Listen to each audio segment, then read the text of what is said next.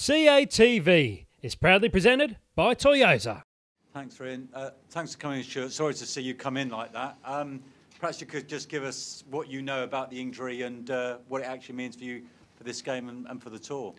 Yeah, I mean, obviously I got hit by a full ball from Mitch when he got me out and immediately hurt, so came into the change room and got some ice on it. Obviously was desperate to get out there and bowl, so had to try it out in the nets to see how we went. And normally with like a bruise, you get a bit of blood to it, you get going, the pain decreases. It actually increased quite a bit in the nets. So obviously I wanted to go out and have a spell, but the doc said I had to go for an X-ray. Had the X-ray, something showed up on the X-ray, but it was a bit inconclusive, so had to have an MRI, which was quite frustrating because obviously I wanted to get back to the ground. And we're just waiting on those results back from England now. So, I mean, treatment-wise, it's a lot of ice, elevation, rest, because I'm desperate to play a part in the rest of this Ashes series. I mean, I won't be bowling tomorrow or anything, but there's a bit of a break in between this test and the next, and I'm desperate to be there. And what about batting? I mean, I think you've already said if needed, or if called upon, you might be able to do that. Yeah, I mean it's pretty much dependent on the state of the game, I think, but I'll give it a go. I mean it's a bit sore to weight bear at the minute, but I'll certainly bat if the team requires it.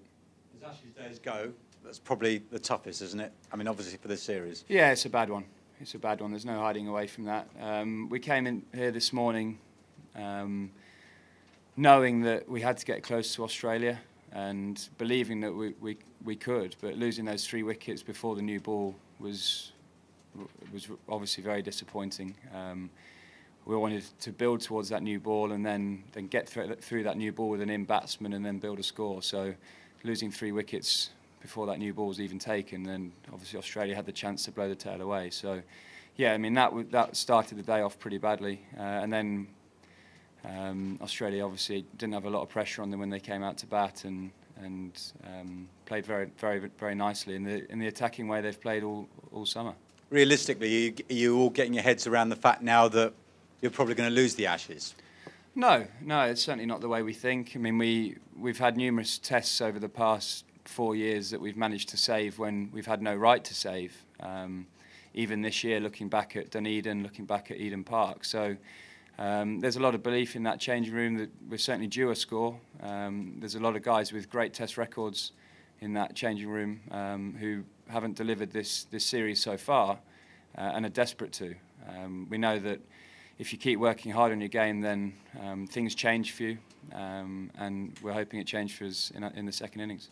Stuart, clearly your absence didn't help when it came to Australia batting, but as you say, by then it was another poor first innings from England. Why do you think the gap between the two teams seems to be so wide during this series? I mean, we obviously haven't played the cricket we want to play. Australia have been fantastic. I think they've been really aggressive and changed their fortunes around from the English summer. I mean, we obviously played some brilliant cricket 6 months ago. We created a lot of pressure with the ball and got enough runs to survive. Whereas this time round, we've obviously lost 3 big tosses, but haven't been able to apply the pressure when we really needed to. And Australia have been attacking enough to take the game away from us. Just to be clear, in terms of whether you bat or not, is there a particular score or how close do you think you would have to be to hobble out? To be honest, I haven't 200 really, behind? Or? I haven't thought about that too much. I mean, obviously it depends how many overs left and how we've gone, but yeah, that the decision will be made. Hopefully not tomorrow. Hopefully the next day. John, if you can get a mic. I mean, obviously you've had a fair share of misfortune with injuries. Came home from here 3 years ago, India last winter. It must be driving you nuts, actually. Yeah, I mean, as a fast bowler, injuries are part and parcel of it. It's a bit more frustrating when you get hit batting, but my school coach David Steele would have said just use your bat youth, and I got it wrong and I missed it. So it didn't hit you on the full, just on the way up, is it? Or just about on the full. I mean, obviously yeah. It's hit the metatarsal, so it's the top of the foot. Yeah, just about. And you say that something showed on the X-ray. Was that a little crack showed, basically. I'm not 100% sure. That's it's all gobbledygook to me, to be honest. It just went over my head. I just want to know what the treatment is to get myself right. But at the end of the day, even if there's a small crack there and my symptoms aren't painful, then I see no reason why I can't continue and to play. I mean, I've got, was it 10 days till Boxing Day, even a bit more than that.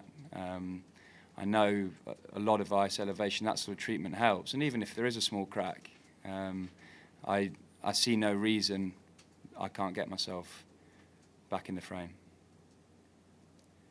Last one. Stuart, if you do that, do you have any fears that the Australians might try and target your injury and potentially then set you back and make you unavailable for Boxing Day? It's part and parcel of sport, isn't it? You can get injured any ball. So no, that's not something that would really cross my mind. Okay, thanks very much. Cheers. Right for driving those.